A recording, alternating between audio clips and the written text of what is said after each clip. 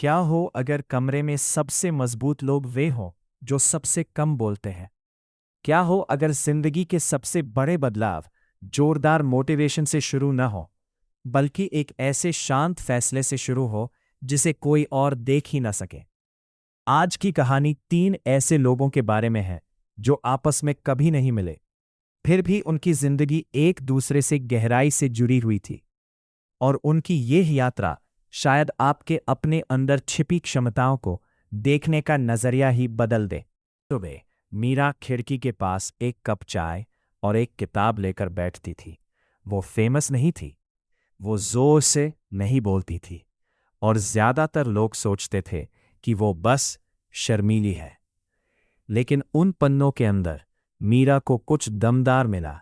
लोगों की अपनी जिंदगी फिर से बनाने, खुद को फिर से खोजने और फिर से शुरू करने की कहानियां। बाहर बसंत आ गया था, लेकिन उसके मन में उससे भी बड़ा कुछ हो रहा था। एक किताब की एक लाइन उसके साथ रह गई। कभी कभी जिंदगी का सबसे पावरफुल रीसेट चुपचाप शुरू होता है। मीरा को एक जरूरी बात समझ आई। आपको रातों रात दुनिया बदलने की जरूरत नहीं है, आपको बस खुद को बदलना शुरू करना है। तो उसने एक छोटा सा फैसला किया, बस एक। उसने एक ऑनलाइन कोर्स में एडमिशन लिया जिसे वो घर बैठे सीख सकती थी। कोई अनाउंसमेंट नहीं, ताली मत बजाओ, बस धीरे धीरे आगे बढ़ो। दो, छिपी हुई ताकत। शहर के उस पार आरव एक बिजी ऑफिस में काम करता था, जो लगातार शोर से भरा रहता था। मीटिंग्स, प्रेजेंटेशंस, कभी ना खत्म होने वाली बातें। उस माहौल में सबसे ऊंची आवाजों पर अक्सर सबसे ज्यादा ध्यान जाता था। लेकिन आरव ने कुछ अलग देखा।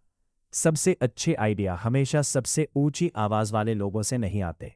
कभी कभी वे शांत ऑब्जर्वर्स से आते थे, जो ध्यान से सुनता था, गहराई से सोचता था और सिर्फ तभी बोलता था जब जरूरी हो। सालों तक आरव को लगता था कि सफल होने के लिए उसे अपनी पर्सनालिटी बदलने की जरूरत है। लेकिन एक दिन उसने कुछ ऐसा पढ़ा जिसने उसका नजरिया पूरी तरह बदल दिया।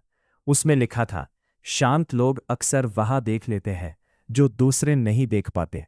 और अचानक ये बात समझ में आई, ऑब्जर्वेशन ही पावर है, रिफ्लेक्शन ही पावर है, डीप थिंकिंग ही पावर है। आरव ने ज्यादा जोर से बोलने की कोशिश करना बंद कर दिया।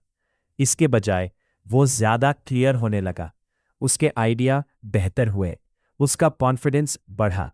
इसलिए नहीं कि वो ज्यादा बोलता था, बल्कि इसलिए कि जब वो तीन, द इनविजिबल कनेक्शन। इस बीच हजारों मील दूर रिया नाम की एक यंग आर्टिस्ट देर रात तक काम करती थी।